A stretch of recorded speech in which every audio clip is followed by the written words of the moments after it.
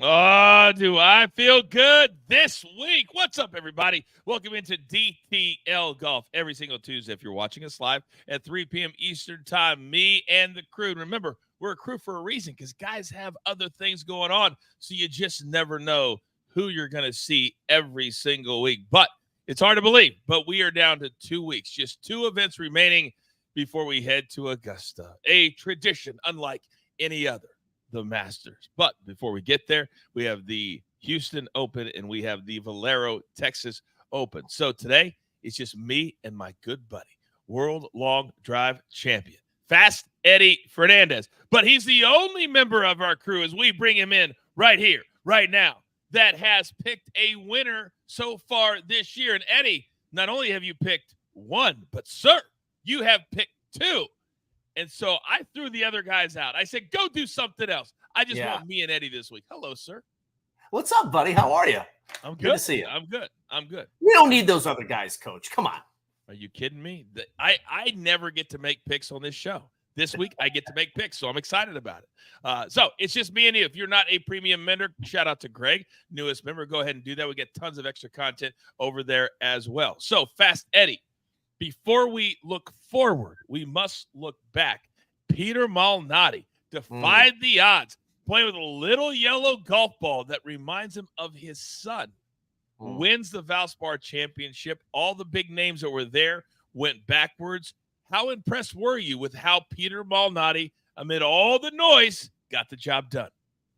Tons of noise, Coach. What a win. What an emotional win. Having kids myself, and you obviously as well, having something in competition. I wore a bracelet one year, 2018, and it's emotional when you actually win and you do something that your goal is to do and you actually pull it off. It's really emotional. It was really cool to see that from Peter.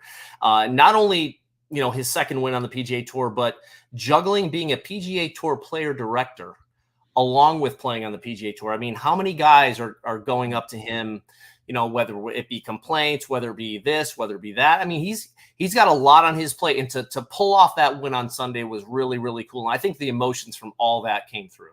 No doubt about it. He was one of the guys that flew from the Players Championship down to the Bahamas to have the meeting with the PIF crew and Tiger and all them, and then came back. Other guys dropped out. They're out. Patrick Cantley, I can't do it. I got to be down there. But Peter Malnati did not do that. And maybe I'm just getting older. Maybe time is going by faster. But I could have swore he won like 2 or 3 years ago, and it's been almost a decade since he won. And he's one of those journeyman type guys. He's kind of like what Max Homa used to be. To even get to the PGA Tour for a guy like him is incredible. But now over what 3,000 days is I think the number that I saw for a guy like him. And now, like you said, juggling this whole PIF situation, I thought it was really, really impressive on a very difficult golf course. With that being said, how disappointed were you? JT was poised to win, and he was poised to compete. And then Saturday, his longest putt was, 2.5 feet? And he shoots a 79 to go backwards. Big names didn't show up. JT, Sam Burns, Xander, all those guys. How disappointed were you in some of them? Well, that golf course will jump up and grab you. I played a Pro-Am there a couple of weeks ago. If you get it in that rough, if you get it going sideways, man, it's really, really difficult. And, when your confidence kind of dips a little bit, no matter what sport it is, especially golf, if you're if you're off a little bit, you're going to feel it, especially at Copperhead. It's tough. And Malnati, I tell you what, that iron shot he hit into 17, and he said he was so nervous, but he made the putt. It's so cool to see him rise to the top. Yeah, you don't want to see the stars kind of falter like they shoot 77, 78, 79 on the weekend. Mm-hmm. But you know what? Malnati, he's been through so much with being a director. And to see him playing his first Masters is going to be really cool because he works his butt off, and he's a really smart guy, which, is obvious. And he also said that he's never been to Augusta. He never wanted to go play until he earned it. And now he's earned it. He has all of 3 weeks to prepare for his first. My guess is I'm not going to bet on him at the Masters. Just a hunch. But he will be there taking it all in. And then I the predict par 3 tournament. He's going to miss the cut. Yeah, he's going to miss the cut. He just is. By the way, if you're just joining us right now, welcome to the DTL Golf. Please hit that like button for us for me and Fast Steady as we help the show grow. And by the way, go ahead because I know he's watching.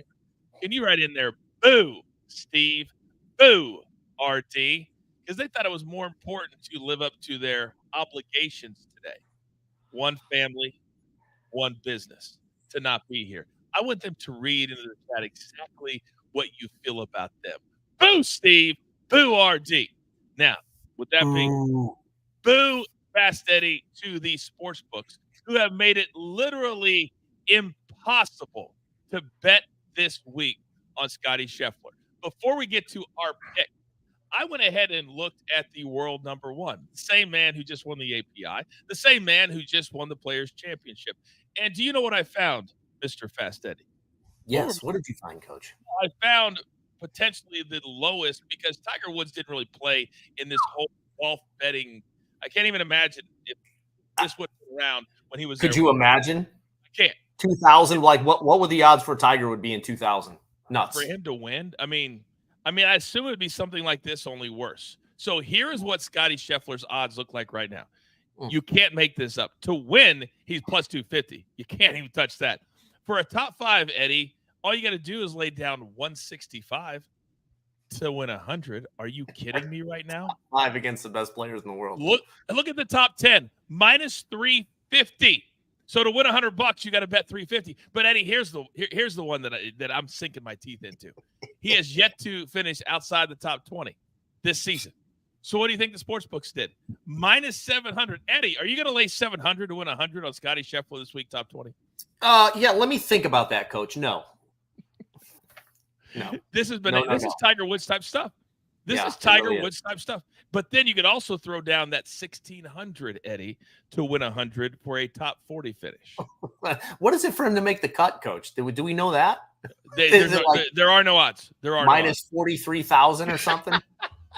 Can you imagine? I think that's what it is. Oh my gosh! All right. Well, clearly we're not going to have any Scotty Scheffler picks on the show this week. But Tony Finau is technically, Eddie, the defending champion. They did not play this event in 2023. The entire schedule has changed. So now they've got this spot on the calendar. I think it's a really good one because you got Scotty Scheffler, you got Windham Clark, you got several other big names, but those are the two that just battle at the Players. So just having those two in the tournament, I'm getting hyped. So we have 5 different categories. 5 different categories, and we start with our first round leader. So, Eddie, I know you found a couple of names that you like, and Windham Clark just happens to be one. Explain yourself.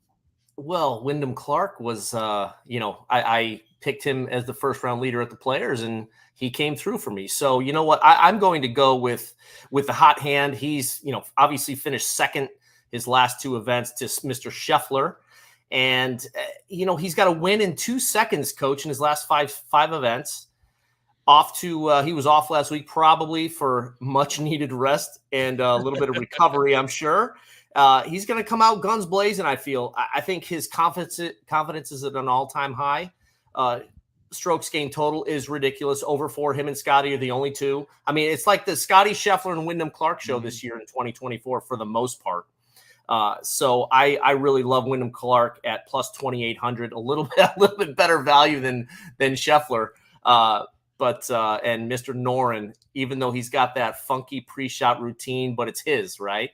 So it's his routine, and he's playing really well. He tied for 4th in Houston, I believe, 2 years ago. He's made 11 straight cuts, so he's playing some really, really good, consistent golf. Top 10 and the top 20 his last couple of events. He's positive strokes gained in every single category, which means that he's doing everything pretty well. And it's just a matter of time before he puts all of it together. And I love him to play well this week. And first round leader is Mr. Norn and Mr. Clark for me. And didn't you just hit a Windham Clark first round leader? Was it last week or the week before? Players, right? The players. Yeah. Yeah. We split it. So he was like plus 5,000, right? Plus 4,800. It was 40. Yeah. I think it was 4,500 or 4,800 or something like that. There you go. So we split a first-round leader courtesy of Fast Eddie. And you got to understand, and that's how it works with first-round leaders. If there's 2 guys or 3 guys, they'll just chop it up in your sports book. But you said that week that here's the type of guy that comes out. And I love how Windham Clark has that just a beast mentality. He wants to start just like he finishes. And at plus 2,800, that's a sweet spot this week for me, especially with the level of field that we have. So I love that play. And Alex Noren, he's kind of like Windham Clark. He's a bulldog, isn't he, when he's out there? Yep, absolutely. No doubt. He's tough. He's, people kind of make fun of kind of like his little feet over the top move there, but he flushes it. I was watching him at the API, and,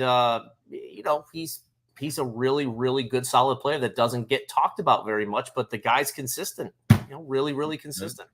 No doubt about him. All right, those are the two ones. I didn't find any that I liked outside. I actually liked Windham Clark, so we weren't going to make the same picks on the show. So I didn't make any in this, but I am now ready to fire Fast Eddie. I'm going to go toe-to-toe with you, big boy, because you watch us every single week here at DTL Golf, you know what we consider full unit plays, meaning if you're $100 better, we recommend playing $100 on only head-to-head matchups. That's it. And we got several that we like this week. So, Eddie, I'm going to go first. As you can see, I love Windham Clark this week over Will Zalatoris. Will Zalatoris is making his Houston debut. I always think you need a year or two under your belt before you can really compete at a golf course. So Will Zalatoris, I don't like him. Windham Clark 2 years ago finished tied for 16th as he was starting his ascent. Then Mackenzie Hughes. Eddie, there are a few guys. This is the last week for people to understand at home that you can get inside that top 50, which qualifies you for the Masters. And Mackenzie Hughes and Alex Noren is also a player that with a really good finish, they could jump into the top 50. So that's why I'm picking him this week, minus 130 over Bo Hostler. Hostler's had a pretty good year, but I think Mackenzie Hughes, with the President's Cup coming up, with the fact that he wants to play in the Masters, there's a ton of motivation there for Mackenzie Hughes. And then finally, Tom Hoge. He's just like Mackenzie Hughes, having a good start to the year, dynamic iron player over your Alex Noren, but both of these guys with a good week can jump into that top 50. To me, that's where I'm leaning on a lot of my picks this week, guys that have a lot of motivation. What do you make of my three? I love it. I'm going to talk about Mackenzie Hughes in a little bit. And, President's Cup is in Canada, right? Mr. Hughes he needs to step on the gas because I believe he's 18th in the standings or 17th in the standings. I've got it written down here somewhere. But, he wants to make that team, and so does Mr. Svensson wants to make that team as well. So they're going to have to really step on the gas. Svensson had a good tournament a couple weeks ago. And, these Canadians, they want to play for Mike Weir. They want to play in an international event in Canada. I love the Mackenzie Hughes pick. I really do. Hoge is just Mr., solid. And Windham Clark, what can we say about Windham Clark? I mean, he's really hit that next level. Obviously, the help with watching season 2 of the PGA Tour of Full Swing? Full Swing. Yeah. Working with a sports psychologist meant all the difference in the world for him. So good for him. I love those 3 picks. I really do. That what do you want to go? Therapist, mental coach, whatever. He fought that. I mean, if people haven't seen that on Netflix yet, go and watch that episode. I think it's episode 3 or 4, but he breaks down in tears. He literally hugs her after he wins the U.S. Open and basically credits her for getting him in the right headspace to be able to win on the PGA Tour. That was emotional to watch, wasn't it? Wasn't that emotional? Absolutely. But that's the big difference, Coach. When I started working with a mental coach in about 2016, 2017, Paul Doolin, he lives here 5 minutes from me, and he works with a lot of tour players, LPGA players. It's incredible when you get in that right space in your mind. And I really started dominating in long drive in 2018 when I really just focused on what I needed to do, control what I can control, and just, let it rip basically. And it's amazing. I wish I had this mindset 25 years ago, but it's incredible when you get in the right headspace though, Coach, when you work with the right people and who want the best for you and really guide you into the right direction. And then you figure it out from there. It's really incredible. Yeah. It's been incredible to watch him accelerate his career, but he's not exactly a crowd favorite, as it were, as the other players after he said that he wishes there was less PGA Tour cards, more top players. Well, 18 months ago, you weren't a top player. That's where a lot of players stick. But he's got himself there. He's earned himself there. All right, you have 2 head-to-heads that you like. Talk to me. Yes. Love Taylor Moore this week over Aaron Rye. Mr. Moore, he's made 13 straight cuts. I'm really going with when I make these picks, Coach, I go with consistency. I look at the last 30 days and what they've done. So again, another guy, positive strokes gained in every category the last 30 days, tied for 12th last week. He's trending in the right direction. He's a really good, solid player. Aaron Rye he's been struggling on the greens a little bit, missed the cut last week. So going on gut instinct and the eye test a little bit, I love Taylor Moore. He's been way more consistent than Rye has. So I love Taylor Moore over Aaron Rye, minus 120 this week. And also Mr. Tigala. What can you say about him? I know Tony Finau has won this tournament last year, but he has been struggling. He hasn't really played that well this year. Mm-hmm. Tigala's he's like an ATM machine. It seems like he's always there. His name is always popping up. He's making an eagle here or there and getting on that first page of the leaderboard or in the top 10 or top 15. So I love where he's at. 4 top 10s in his last 8 events this year. Almost +3 strokes gained total this year. So, and he's only third behind Scotty and Windham. So he is playing some really, really good golf. He may just kind of foreshadow a little bit, maybe at the Masters, possibly. Look at that. Keywords from Fast Eddie, ATM machine, Big Cheesy. I got something for you in a second, Big Cheesy. But on the Gala, he's got to learn how to finish. Right now, he's playing great golf. We saw it last year at the Travelers. Yeah, horrible out of the bunker, should have won there. There's been a couple of times there's something going on with him that he's got to learn how to finish. But I think he still beats Tony Finau. The only reason this is at minus 150 or minus 160 is because of Tony Finau's name. If you just put the numbers next to him, the Gala should be a huge favorite. I love that you found this one. By the way, Eddie, this is how fast people's minds can wander. Look what Moshe, he's an OG, in the chat says, where did Zalatoris go? He looked so promising a few weeks ago. He played one event since the API when he was in contention. One event, and that was the Players, where a lot of people missed the cut.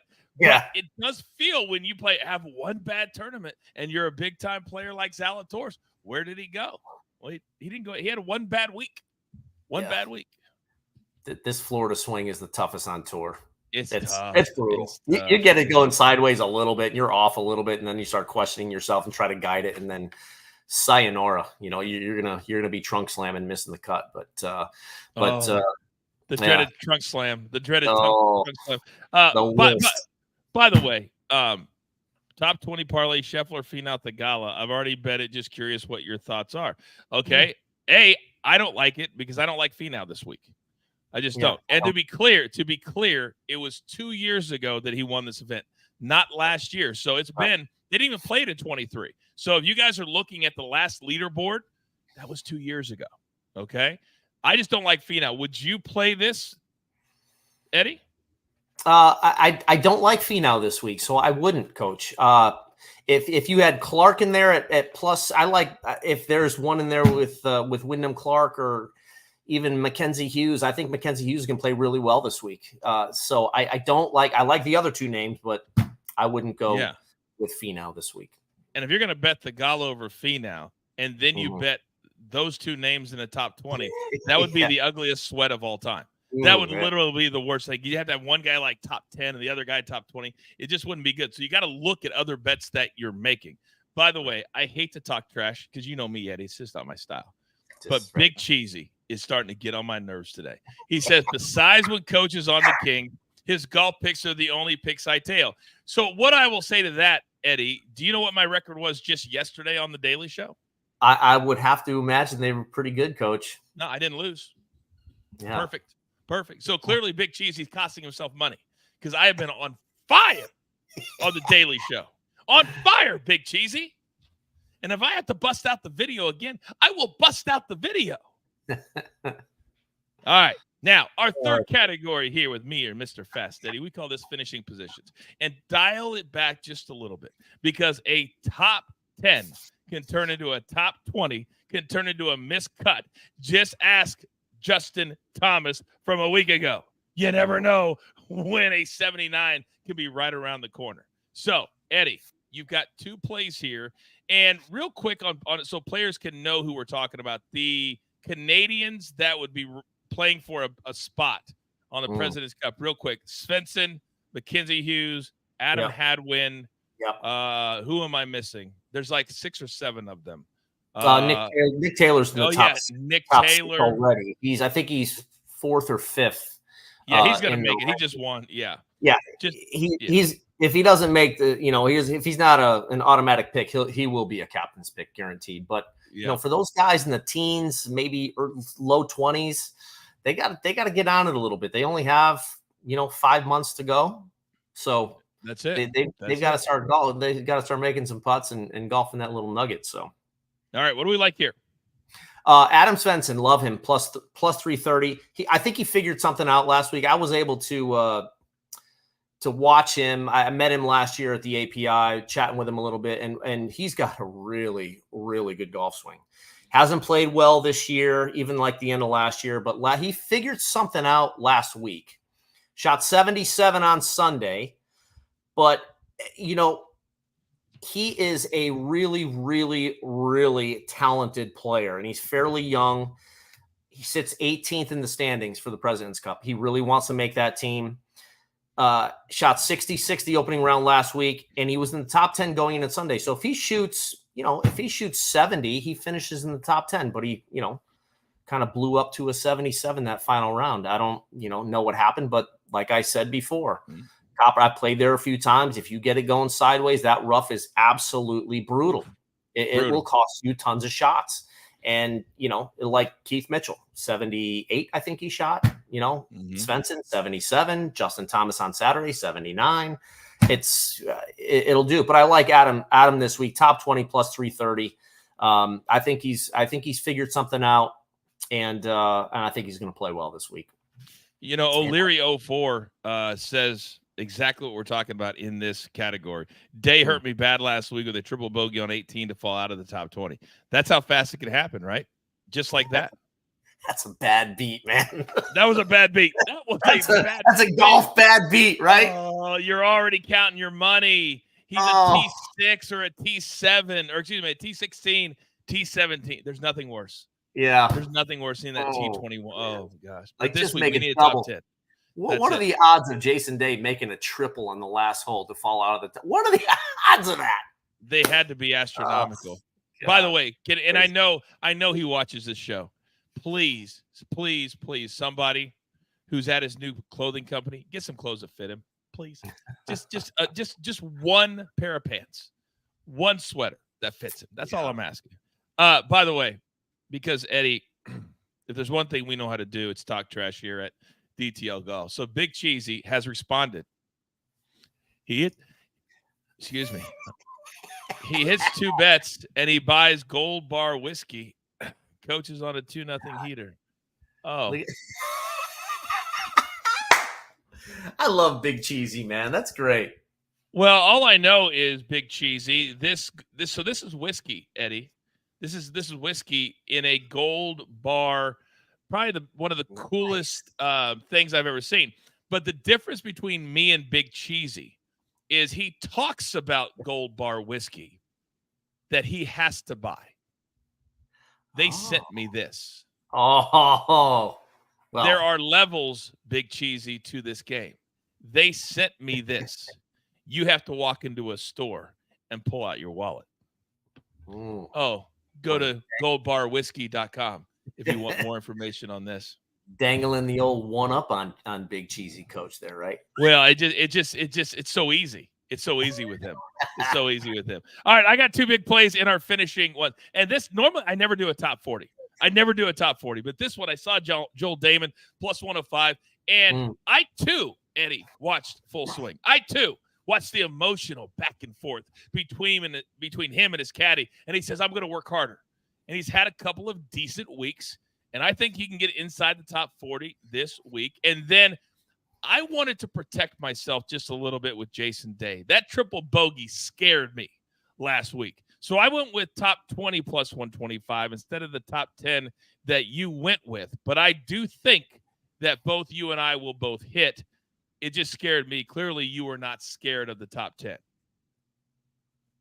No, I am not scared of the top 10. Jason Day his game is really uh, come alive after working with Chris Como. I love what Chris is doing with his swing, getting him deeper into the right hip, getting some pressure off that lumbar spine.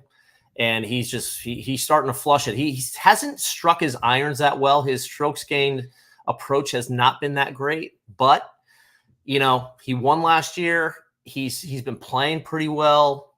I just love him. I just love him this week. I think he's getting ready for Augusta. I think he's going to make a really good run at the Masters this year. He's hungry for it. So I love him to play this week. Play well this week. All right. Very, very good. Now, category number 4. And now we're getting closer and closer to what I like to call Fast Eddie's sweet spot, which is the long shot section. But before we get there, we got to talk about winners this week. And you are going with a guy that you've already talked about. And also you mentioned Mackenzie Hughes at plus 6,000. I love that number for him. You're up. Yeah, 100%. He knows what he needs to do. That's the best part about this category. He knows what he needs to do. He wants to play in Canada in front of the hundreds of thousands of fans for the President's Cup to represent the international team. He's a really, really good player. I thought plus 6,000 was a steal to throw, sprinkle a little love on Mackenzie Hughes this week. He played, he tied for third last week, man. He's starting to play well. He knows what he needs to do. And I think just if he just keeps building on it, he's going to, he's polishing the whiskey. I love it. He's played really well in Houston as well. Top 10, top 20, top 30 in the past. He's trending up. And I think if I were to make a bet now, I would bet Mackenzie Hughes is going to make that team. If he's not an automatic qualifier, I think he would be a captain's pick.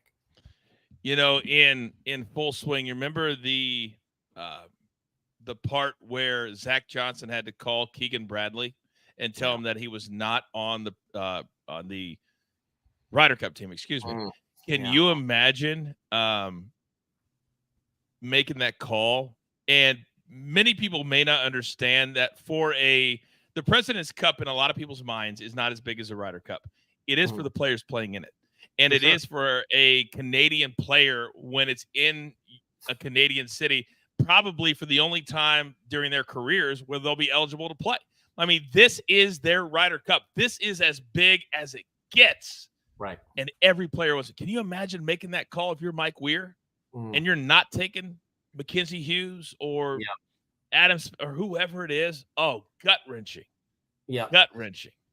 But there's only one thing. Yeah. I think there's one thing to do, Coach, when it comes down to that. You either earn a spot or you put your faith in the team captain to pick you. Yeah. So, you can control your own destiny. You obviously you have to play really well. They finish in the top 6 international players. It's not just Europe. It's South America. It's Australia. It's Japan. It might even be tougher to make that team than the Ryder Cup team. No doubt. So, you're going to have Cam Davis, Adam Scott. Yeah. Those guys are going to be fighting for those spots too. Look, if you're a Canadian, you want nothing more because like you just said, and just nail on the head, that is their Ryder Cup. That is their home country. They want to represent the international team in their home country. Just the adrenaline, I can feel it right now. Just what they would feel being on that tee box, everyone going absolutely nuts. Kind of like when Nick Taylor made that 65 or 70 foot putt to win, win the Canadian Open last year. That's nuts. You're starting to give me some fun. You talk about great finishes. We talk about gut-wrenching phone calls. The only thing I can compare to that, Eddie, is the Kansas City Chiefs beating the San Francisco 49ers in the Super Bowl this past February in overtime, last-second play. Very similar. Wouldn't you say so, Big Cheesy?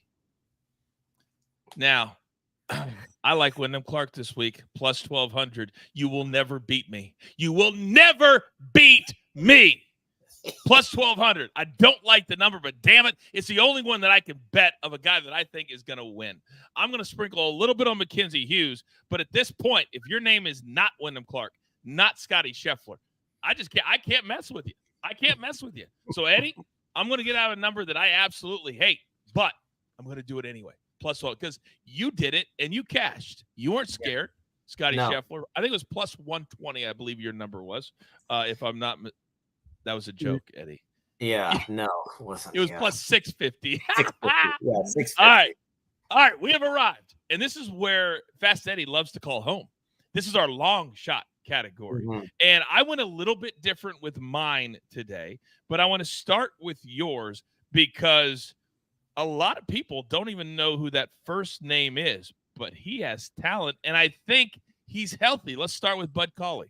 Yeah, really bad car accident back in 2018. He, shot 66, 65 down at PGA National at the Cognizant, leading the tournament after the second day. And, third round 74, which was almost kind of, a kick in the butt a little bit, but final round 69. He's a really talented player. He went to Alabama, JT, very good friends with him. And JT even said that there's just a matter of time before Bud Cauley wins. And it was good to see him come back and start to play better and be pretty much back to normal after all the, breaking of bones and everything else. A lot of serious injuries for him. So I think he's got a new lease on life, coach, and golf, and his attitude definitely shows it. At plus 15,000, I really like that play this week. Just how he played a few weeks ago down in Palm Beach, that really difficult golf course. And then, Joel Damon, I picked him this week. I know RD picked him, I think, last week to as a long shot. So I'm going to pick him. I'm going to pick him this week. I think, there's something to what he's doing. He's going to see a sports psychologist, which I think is super, super smart, which we touched on earlier. And it was what a moving moment in the show, to where him and Gino Benali, his caddy, really lost it. And Gino's like, look, man, I love you. I love you till the end of time, but we got to figure this out. Like you're too good to kind of throw it all away. So I like Joel Damon. I think that was kind of a punch right between the eyes and woke him up a little bit. So I'm glad he's making the necessary steps, because if you're not right here, you're done, especially in this game. And then, Chris Ventura, a lot of people don't know who he is. Oklahoma State, absolute phenom, great player. Kind of went through a pretty tough stretch there. Teammates with Victor Hovland, fellow Norwegian. He won twice on the Korn Ferry Tour. He is back to form. He finished second a couple weeks ago on the KFT, lost in a playoff. At plus 1,600 for a top 20, I really like this bet, because I've seen him play, and I think if you were to throw $10 on him or $20 or whatever, just, like we always say, sprinkle a little love on Mr. Ventura this week for plus 1,600 for a top 20. I think that's more of a fun bet than anything, but I like it. Hey, it's fun when you cash it, and in this in this field, why not? It's a very, very top-heavy field. And by the way, all of a sudden, because I'm the resident heel here on the show, now you're the favorite capper of everybody. Oh, Fast Eddie's trending. Oh, I love me some Fast Eddie. Back to Joel Damon for a second before I do the final pick of the show. And I don't understand why we talk about players that won all the money and they went to live, or they want, we're seeing probably more so than any time in my entire career, certainly as a professional doing this, caddies are now switching players because of what I believe money situations. They'll say all they want. It's about personality. But when Paul Tesori is on 3 different bags in less than 12 months, that's a money issue, right? And these guys make, for a win, 10%. But it's not 10% if they don't win. Usually it's a gradual up to 10 if they win. So if these guys aren't making money, if Joel Damon's not making cuts, then I love my best friends too. But Eddie, I got to go make some cash. Yeah, 100%. And I think that's where they're at right now with those two in particular, because Joel didn't make a lot of money the last couple of years. Yeah, I agree. The way the caddy, the pyramid goes is 10% for a win. Nor they get a weekly salary, 10% for a win, maybe 8% for 2nd through 5th, 7% for 6th through 10th, and then it might be a flat 6 6%, from if you make the cut, whatever, 6% of what you win. I mean, that's kind of generally how it works. It might be different with some players, but my buddy Teddy Scott's he's going to make the tour championship with the rate he's going with Scotty Scheffler. He's going to probably make $3 or $4 million. Did you see that as of the Players Championship, he's made more than Rory McIlroy has made? Yeah, 800. Well, and that was just the 2 wins, Coach. That was 2 weeks. What, 2 weeks. 850,000 plus what he made earlier in the year. So he's over $1 million. Gotta be. Yeah. Has to be. Yeah. And Rory does have a win this year, but it was on the DP World Tour, so that doesn't count for his PGA Tour money. Rory's like in the 700s. It's a crazy stat, but it's true. It's true. Yeah. All right, so I found one last bet, Eddie, and I found this. I believe it was either at BetMGM or at DraftKings, one of those two.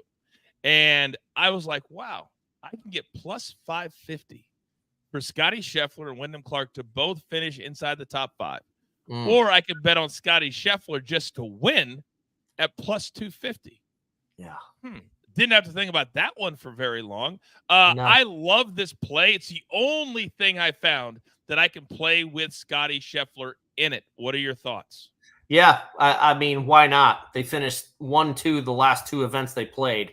So it's like, well, I mean, I think that's a great bet. They're both playing extremely well. They're the only 2 guys over plus 4 strokes gained total.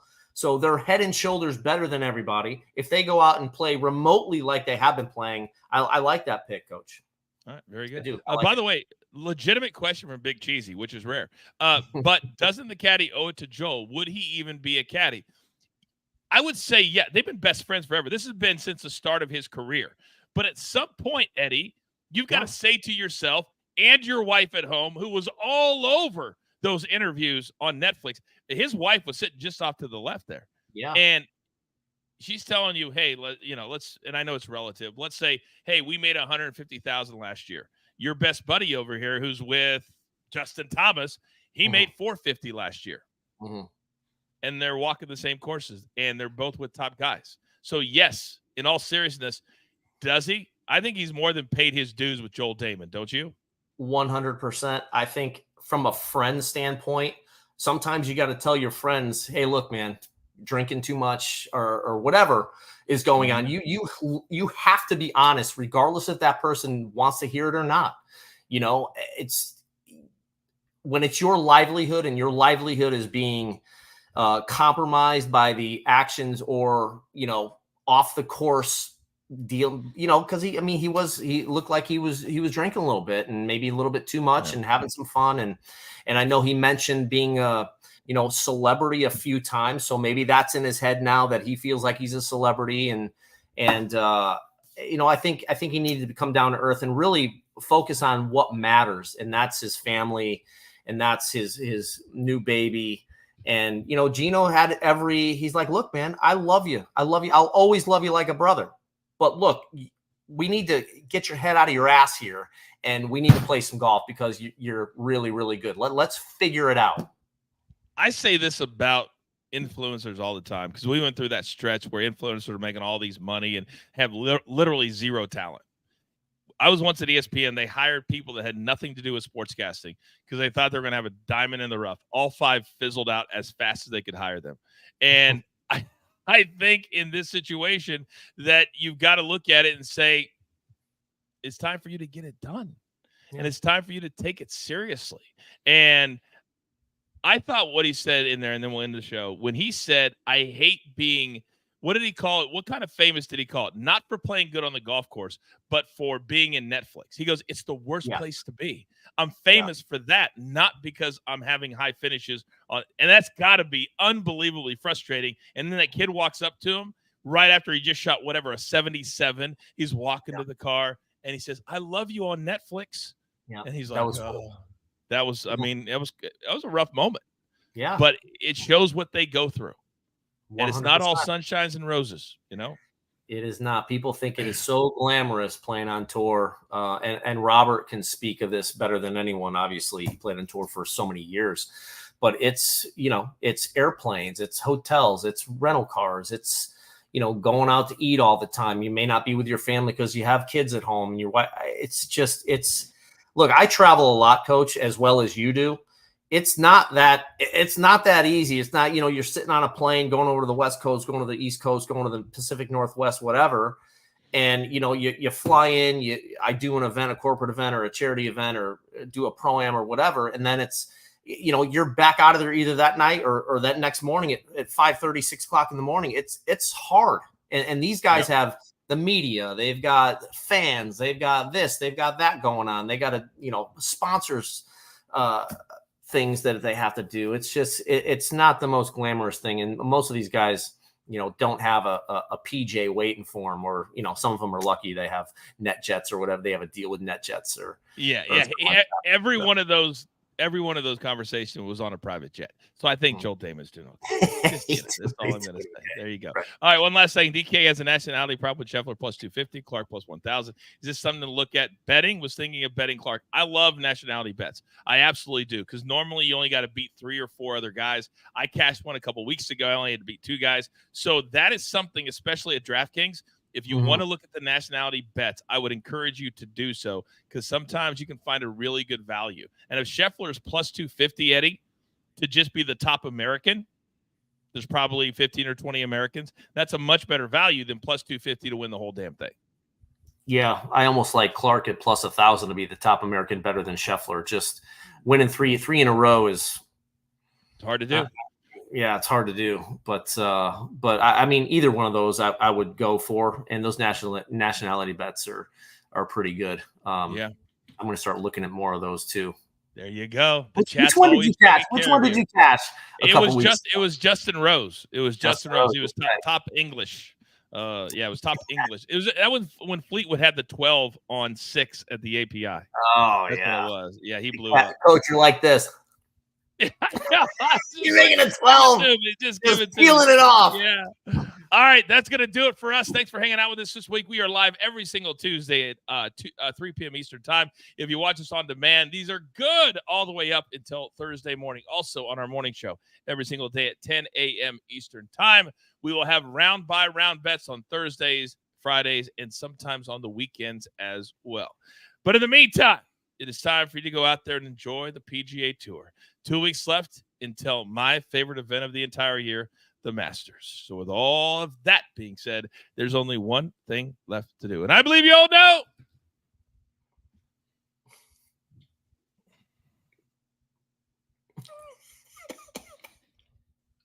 what that is. You've got your marching orders. Let's take all of these tickets. GoldBarWhiskey.com. Straight to the pay window. My entire crew, number Fat Steady. I give no love to Steve Scott and RD, but I love producer man behind the scenes, always making the show look like $1 million. We grind for you. Oh, by the way, I'm the coach, so we can win with you. It's truly what we're all about. Cash those tickets right here at DTL Golf. Good luck.